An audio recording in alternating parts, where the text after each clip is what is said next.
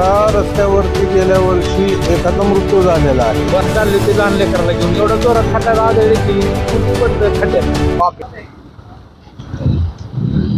नमस्कार, मी प्रभाकर लोंढे, खडतार प्रवास वर्तमानपत्राचा तथा खडतार प्रवास यूट्यूब चॅनलचा मुख्य संपादक.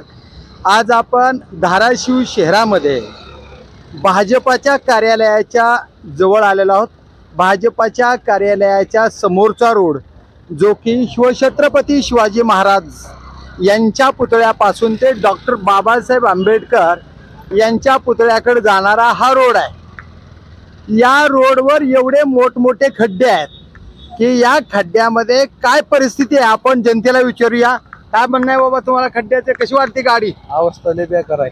कशी आहे? बार्शी रोड पर्यंत काय उपयोग नाही रस्त्याचं. काय म्हणजे मध्यंतरी ओमकार रोड बनवला पण काय काम झालं नाही. अजून पाणी साचतंय नाही तर पाऊस थोडा पण जास्त पडला पाणी साचतंय आणि इथून बार्शी नाक्यापर्यंत अशीच परिस्थिती आहे सगळी. बर बर बर. काय म्हणणं आहे? भुहेरी गटानं रस्ते सगळे अख्खे रस्त्याचे वाट लावले. लोक पडायले. ओमकार जातो म्हणून एक चांगला मुलगा होता डोक्यावर पडला या रस्त्यावरच मिळालाय आणि याच रस्त्याला मिळाला. दुसरीकडे मिळाला रोडच नाही. टोटल उस्मानाबाद मध्ये एकही रस्ता चांगला नाही. एकही रस्ता चांगला नाही. कसं काय निवडून दिले तुम्ही नगरसेवक? निवडून दिलेल्या काय वाटलं माहिती का? वाटलं नाही. निवडून दिलेल्या नगरसेवकाला तुम्ही असं बोललात का? चॅनलवर जसं बोलायलात ना तसं निवडून दिलेल्या बोलला ना. बोललो ना. काय परिणाम? तेव्हा आंदोलन झालं. रोड बनवून दिला. आता हा रोड बघा ह्याची उंची किती आहे, ह्याचा खड्डा किती आहे. बरोबर. हा भयानक खड्डा आहे. भयानक खड्डा आहे. काय म्हणता? काय म्हणता?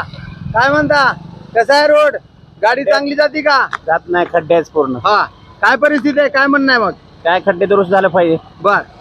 हे बघा खड्डा. ऑटोवाल्याला विचारू. ऑटोवाल्याला, ए ऑटो ऑटो कसा आहे रस्ता? कसं आहे बाबा? कसं आहे? एक मिनिट. रस्ता धाराशिवचा एक नंबर थर्ड क्लास आहे. तिथं पाणी रिक्षा चालवताना खूप त्रास होतोय आणि इथं पाणी पावसामध्ये एवढं पाणी साचतंय की रिक्षा अक्षरशः रिक्षा जे चालवता येत नाही आणि पॅसेंजरला बी खूप त्रास होतोय. काय पॅसेंजर कसं वाटतं तुम्हाला या खड्ड्यातून जाताना? कसा प्रवास बरा आहे का? कमरेला आदळ बसतात का नाही? खूप त्रास होता. लवकरात लवकर दुरुस्त करावी. Okay okay okay. काय वाटतंय? काय वाटतंय? काय वाटतंय खड्डा? अवस्था तुम्ही सांगा. गाडी चालक आहे तुम्ही. खूप जास्त त्रास होतो. पावसाळ्यात तर चांगलं बघा. पाणी जर साठलं ना बेकार कंडिशन आहे. बेकार कंडिशन आहे. काय कंडिशन आहे? जिल्ह्याची दुरावस्था झाली आहे सध्या. जिल्ह्याची दुरावस्था आहे. शहरात विकास जरा बी नाहीये. नगरसेवक काय करतात? नगरसेवकाला काय म्हणाल? नगरसेवक 6 वर्षाला दिसत नाही आपल्याला कुठे. 5-6 वर्षाला दिसत नाही गावात. दिसत नाहीत. निवडून आता निवडणूक आल्या. आता येतील का नाही तुमच्याकडे? देऊ ना आता. आता विचार करू आपण. तर ही परिस्थिती खड्ड्याची आहे. हा खड्डा आहे. इथून गाडी आली की बरोबर या खड्ड्यामध्ये अशा आदळते आणि 100% धोका होण्यासाठी ही गरजेचं आहे आणि प्रत्येक माणसाला हा धोका अटळ आहे. याच रोडवर एक मुलगा मागच्या वर्षी म्हणजे मागच्या 5-6 महिन्यामध्ये मरण पावलाय.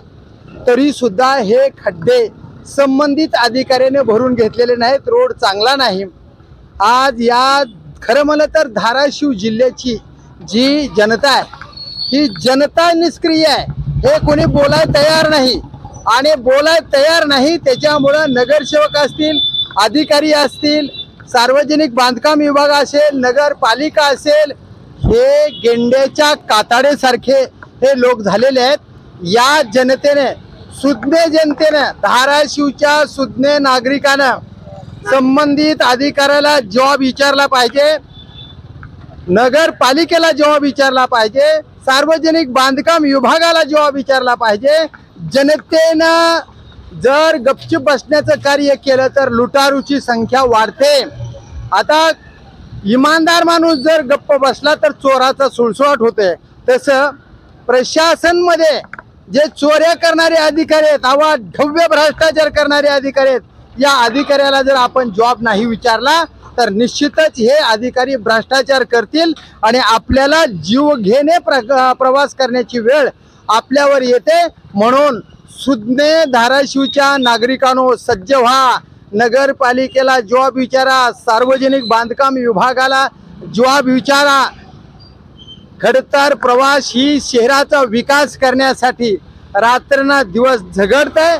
खडतर प्रवासच्या बातम्या बघून तरी तुम्ही जागं व्हा। नगरपालिकेला जॉब विचारा, सार्वजनिक बांधकाम विभागाला जॉब विचारा आणि शहराची प्रगती करून घ्या।